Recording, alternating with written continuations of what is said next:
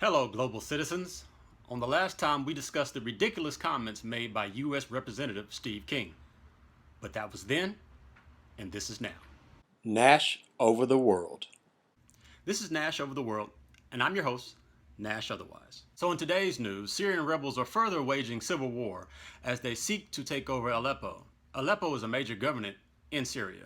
The rebels' agenda in liberating all of Aleppo serves as a major blow in the Bashar al-Assad-led government. In Syria, there has been a civil war since July 29, 2011, because not until this time had the opposition to the government or the anti-government side taken up guns. Before this time, there had only been nonviolent protests. Pulling this quote from Layla Shrooms, the core of the grassroots civil opposition is the youth, mainly from the working and middle classes, in which women and diverse religious and ethnic groups play active roles. Many of these activists remain non-affiliated to traditional political ideologies, but are motivated by concerns for freedom, dignity, social justice, and basic human rights. 3 of at least 17 member states of the UN who support the Syrian rebels are France, Great Britain, and the United States. Digging a little deeper, I wanted to know how members of what would be perceived as a developing country were able to amass such high-tech military-grade weapons. What I found out is that both sides of the Civil War were being backed by major power players. On the one side, the Syrian government was being backed by Russia. On the other side, the Syrian rebels were being backed by the United States of America.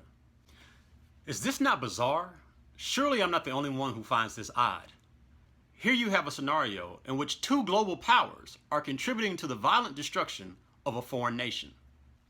Moreover, the Kremlin and Washington, D.C. are supposed to represent global leadership and peacekeeping, especially considering that Russia and the United States are 2 of the 5 permanent members of the United Nations. So here's my question. If you and another adult were walking along a playground and you noticed that 2 siblings were having a go at one another, would your first instinct be to walk towards a tree and tear down the biggest branch you could find and hand it to one of the siblings whilst the other adult did the same?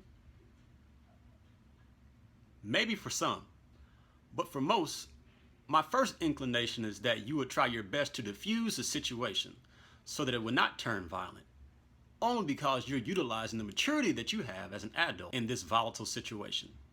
Moreover, you probably realize that it is better to make peace than war. These are just my thoughts. I would love to get you guys' feedback and comments. Maybe I'm missing something. Let me know what you think.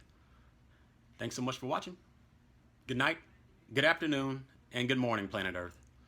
Remember, it's a small world, but it's big enough for all of us.